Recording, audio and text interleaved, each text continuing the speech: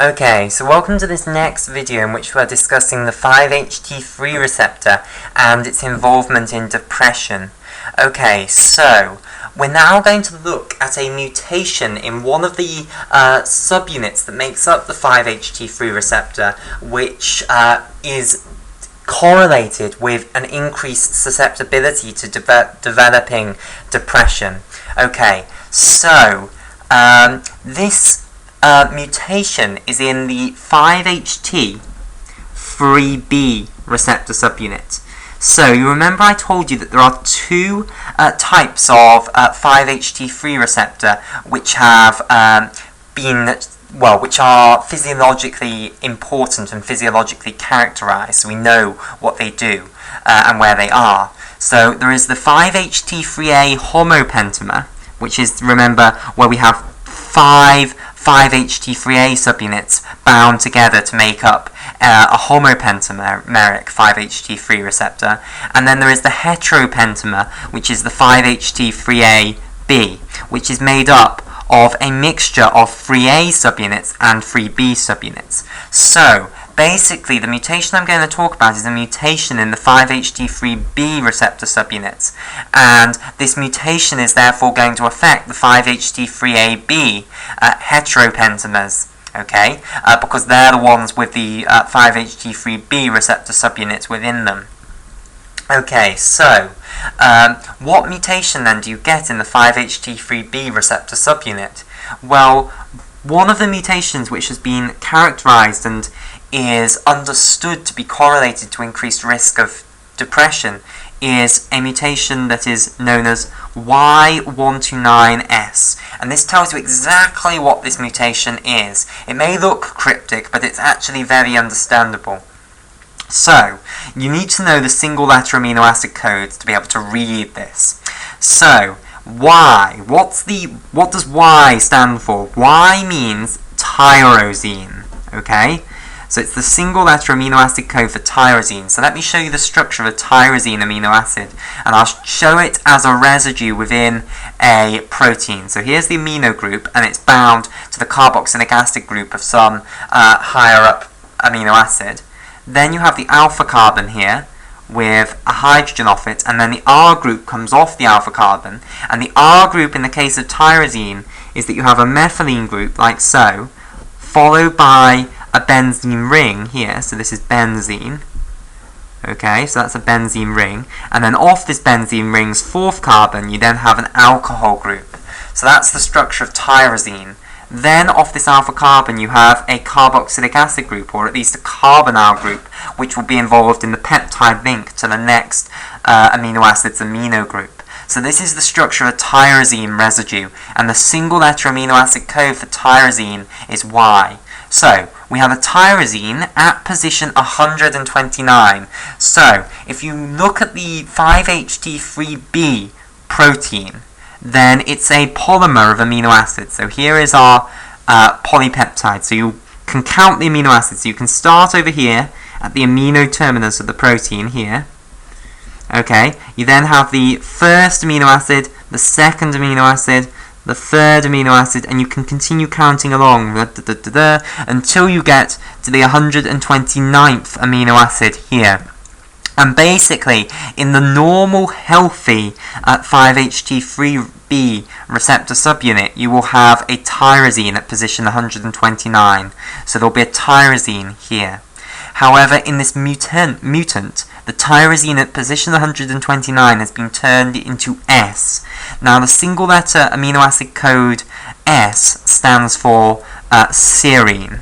Okay, so the structure of serine then is you have an amino group here, then you have the alpha carbon here, and you have a methylene group off the alpha carbon. So the R group of serine is you have a methylene group and then an alcohol group off there. So effectively it's like tyrosine, but you've cut out this benzene ring here completely. So it's just as though you've cut that out and then sewn this to this.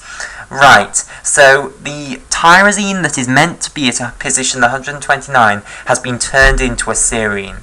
Okay, and that's the mutation.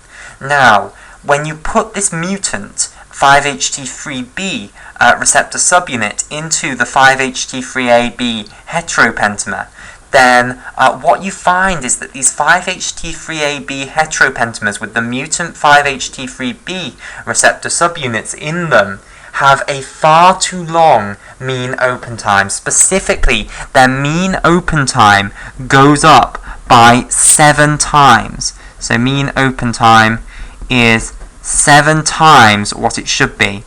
Okay, so basically, you remember me telling you that the channel goes from being in a closed resting state to when the ligand binds, it temporarily goes into the open state. So I'll show you that here. So here is the open state, but then it doesn't stay in the open state. It goes to the closed desensitized state. So I should show ligand bound as well. So here's the ligand bound. So it doesn't remain in this state for long. It goes into the closed desensitized state very quickly. Well, basically, if the mean open time is 7 times longer, that basically means that this channel, this 5-HT3AB heteropentamer, is remaining in the open state 7 times longer than it should be remaining in that open state. So it's going to have 7 times greater effect on the cells. Okay, and you remember me telling you in the previous video that if you have too higher an activity in these 5-HT3AB, well, in fact, in just the 5-HT3A receptors, of which the 5-HT3AB is an example, that predisposes you to depression. It's pro-depression. Okay, right. So this mutation, therefore, is associated with increased risk of developing depression.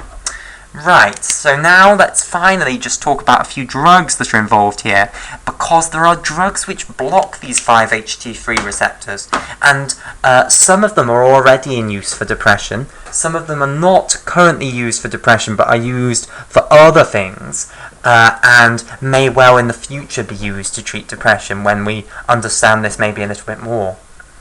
Okay, so there are drugs which inhibit the 5-HT3 receptors.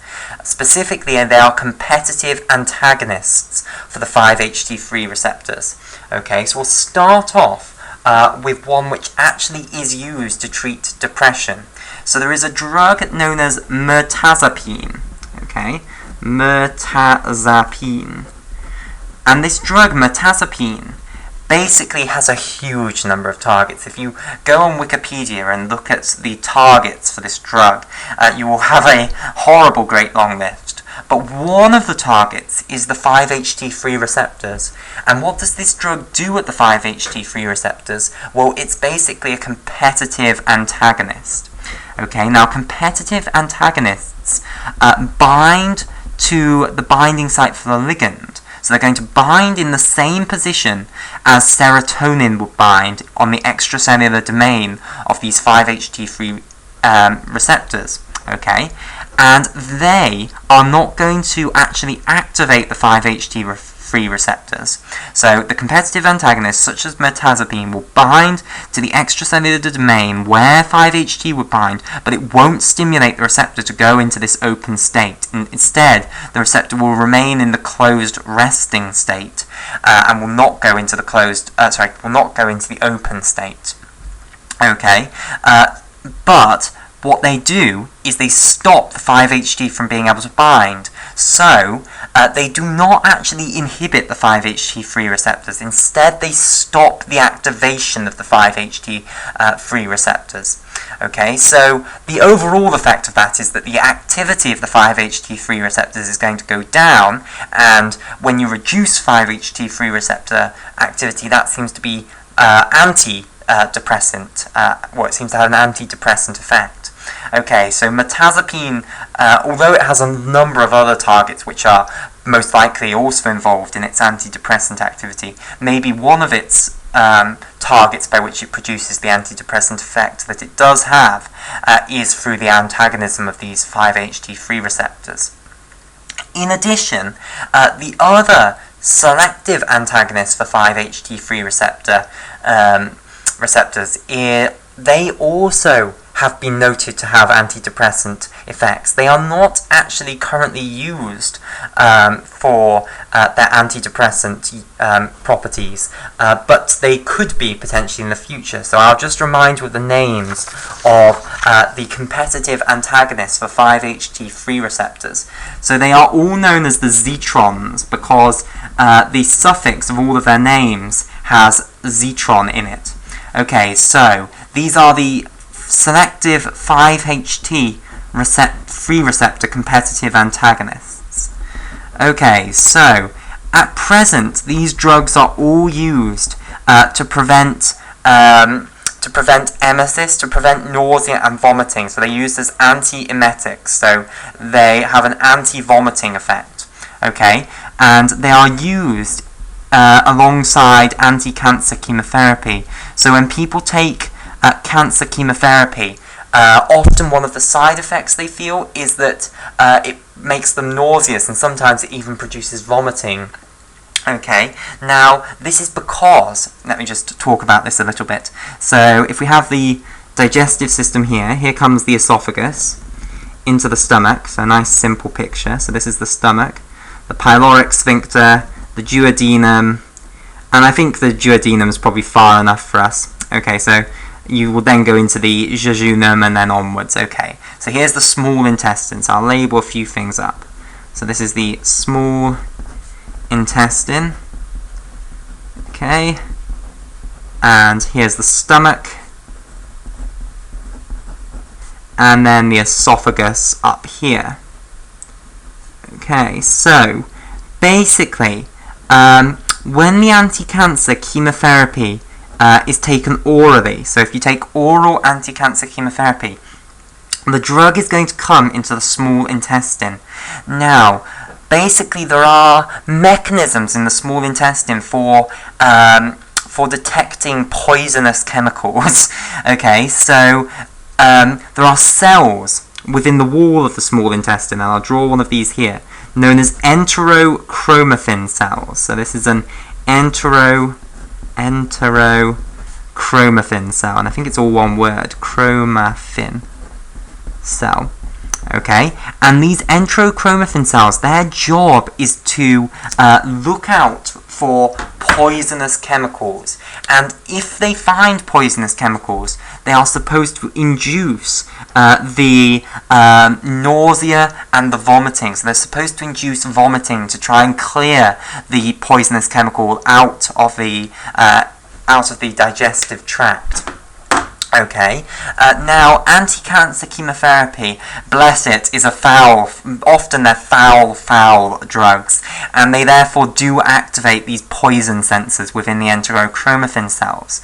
Now, how do the enterochromaffin cells activate the nausea and the vomiting response? Well, basically they work by releasing serotonin. I would like to show it going up here, but I simply haven't got the space there, so I'm going to have to show it coming down here.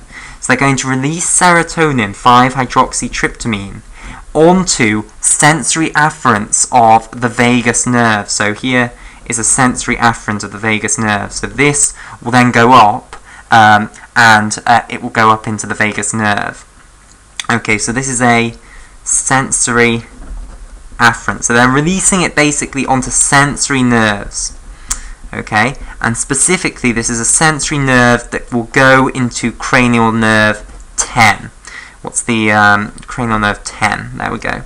Right, and cranial nerves 10, its sort of informal name is vagus. Now, vagus actually I think means wanderer, and these nerves, these cranial nerves, cranial nerve 10s, and of course you have two of them, you have one on either side.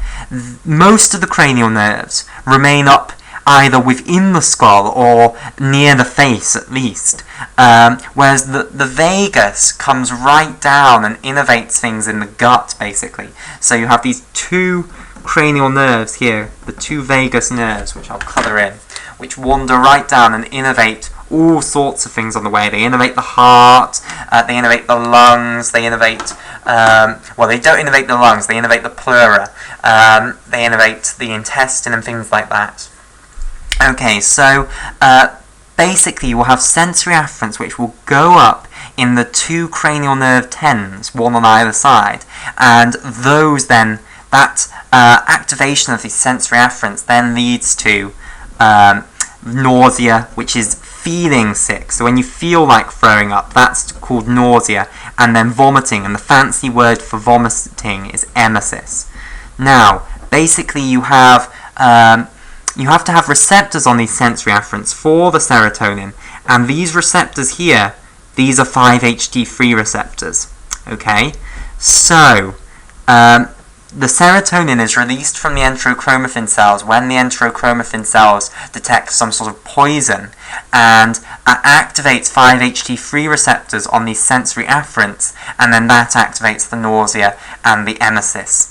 So if we can give drugs which block these 5-HT3 receptors, block serotonin from activating the 5-HT3 receptors, i.e. if we can have a competitive antagonist which will bind to the 5-HT3 binding sites, won't activate the 5-HT3 receptor, but will stop the 5-HT from being able to bind and activate these receptors, that should stop the nausea and vomiting that occurs in response to anti-cancer chemotherapy. So these 5-HT3 competitive antagonists are often given with oral anti-cancer chemotherapy to prevent the vomiting that often occurs when you give people chemotherapy orally. Right, so these drugs, one of their main uses is therefore as an anti-emetic, which means they stop vomiting. Right, okay, so let's have some examples then of these drugs, and the hope is that these might one day be used to treat depression. So this is what they're used to treat at the moment. Absolutely all of them are used to treat this, but they may well have use in depression in the future. So, ondansetron is the most famous example, ondansetron. So I've got 6 of these to give you. Then the next is tropizitron.